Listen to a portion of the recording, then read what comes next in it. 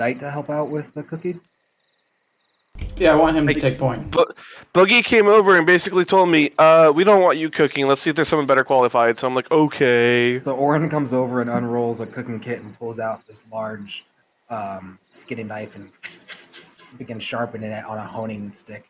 And pretty quickly, the knights set up this little triangular station, hoisting this massive hair up into by its legs, and it begins making quick work, skinning it and cutting away the hide away from um, the meat, and very skillfully kind of cutting it apart, getting pans ready, putting oils and seasons into the pot, throwing the meat in there, sizzling, making all these nice smells.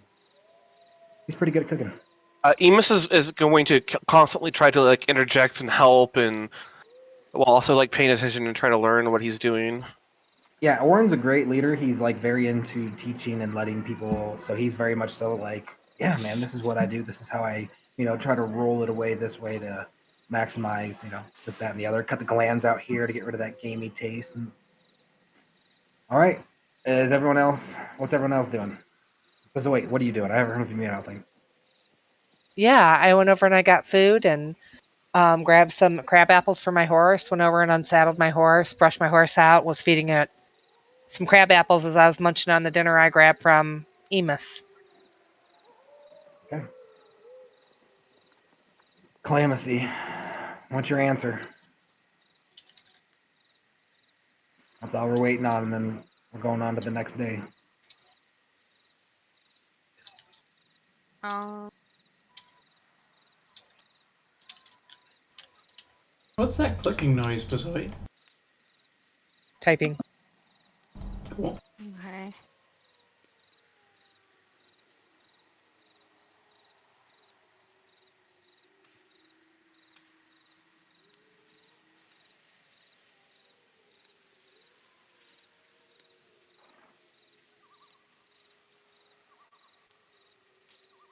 Okay, so um, as everyone kind of enjoys their feast and makes their way to bed, tents being set up and people getting in, settling down.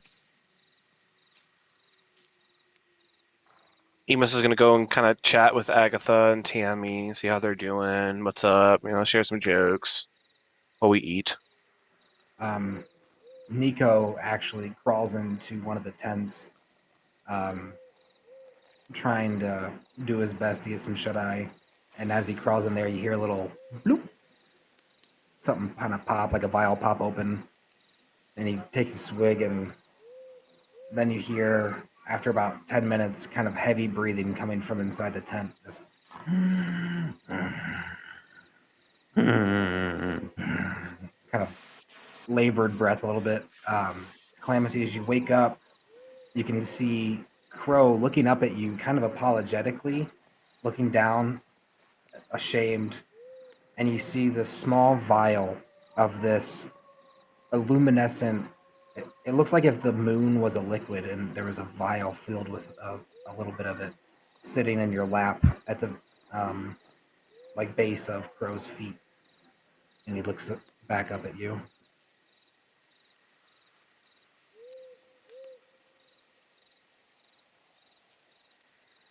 What are you doing? Um, I guess I would pick it up, but I don't know what it is.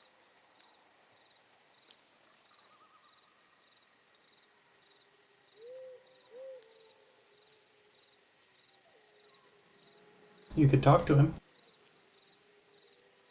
I assume. Crow flies up onto your shoulder and nestles in, looking over at you a little worried. Um, so I would telepathically tell him, don't worry about it, it's okay. Sorry I made you lie. No, I should have known I wouldn't have been able to do it. You don't gotta you don't owe me no grub anymore. We're even. I'm sorry.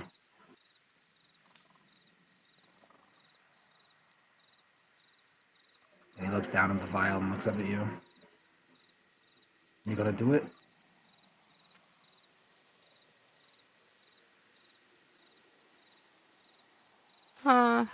Yeah, probably. And Crow looks around. No time like the present.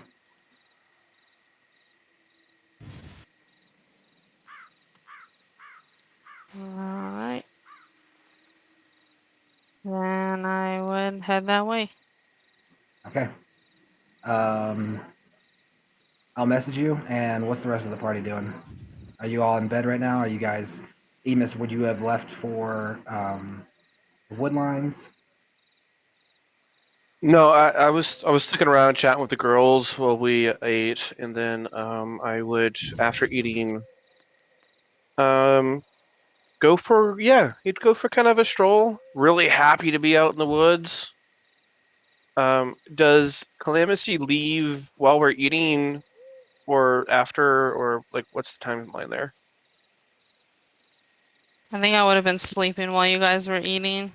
All right, so this is like way later. Okay, gotcha. So yeah, Emus is gonna take a stroll in the woods real quick, and he's gonna look around, and he's actually gonna do something he hasn't done in a long time, and he's gonna kind of think back to his family and their origins, and just out of kind of mild curiosity, he's gonna start looking around for some mushrooms to pick.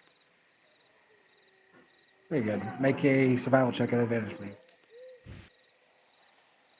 First roll was a 3.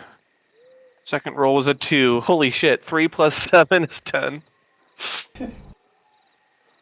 Wow, I got a 2 and a 3 back to back. What the fuck? You find one singular mushroom. However, it is a maitake. I don't even know if that's a thing, but it is. Yeah, it is. It is a thing. Um,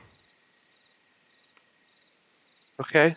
Bemused, he's gonna kind of pick it up, and then he is going to kind of do this to finish off Emus. He's going to do like a route around where the caravan is camping, like far away.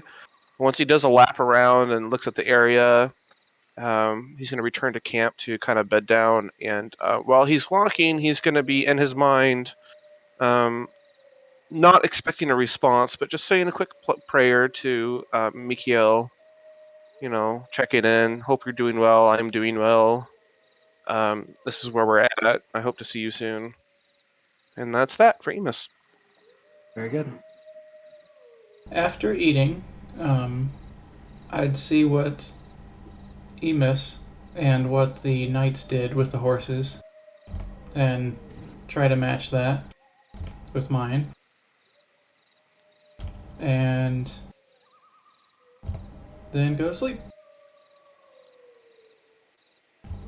Whatever the knights are doing for sleep, like that's probably smart.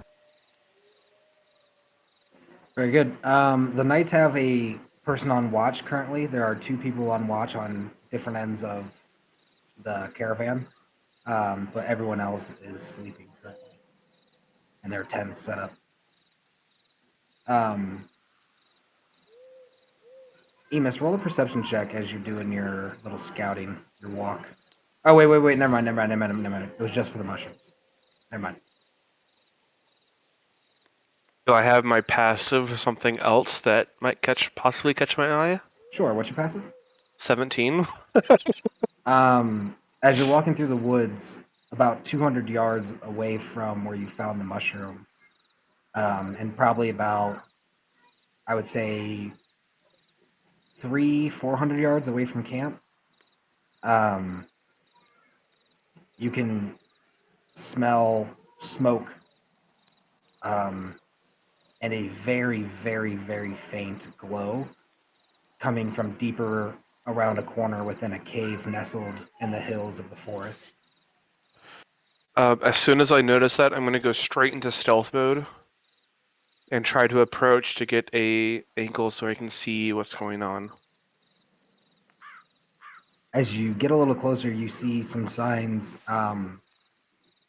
some skulls hanging from some trees near the entrance of the cave mouth, some banners, decorations. You see some teeth being hung up, very primal um, things that I think you would have character knowledge of.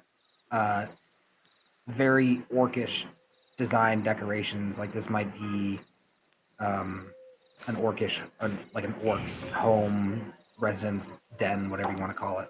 I'm looking for like footprints and stuff down while I'm moving closer, and I see footprints that kind of look like they might be orcs. And Yeah, like it's not secretly like it's hidden away from view from definitely from the road and nestled away.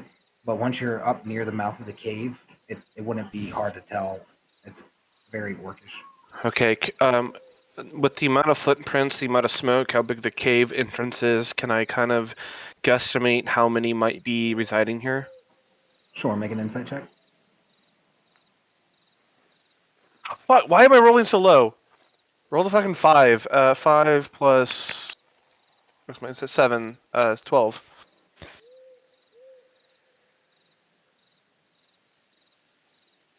I haven't got a roll above 10 in like a hot minute. Um, it appears to be not a whole lot, like a pair of two small ones, and about four bigger ones. Okay. On that on that note, I'm going to stealthily return to camp and finish my little walk around, and then when I get back to camp, I'll talk to some people. But yeah. Okay, I'm gonna pull Caitlin down to another channel real quick, and then we'll go to the next day. Okay. Oh, before you go, the whole thing is I'm gonna come back to the encampment and alert like the guards like, hey, I found some uh orcs nearby. Like keep an eye out for them, kind of thing. Okay, one second. We'll role play that as soon as I get back. Yeah.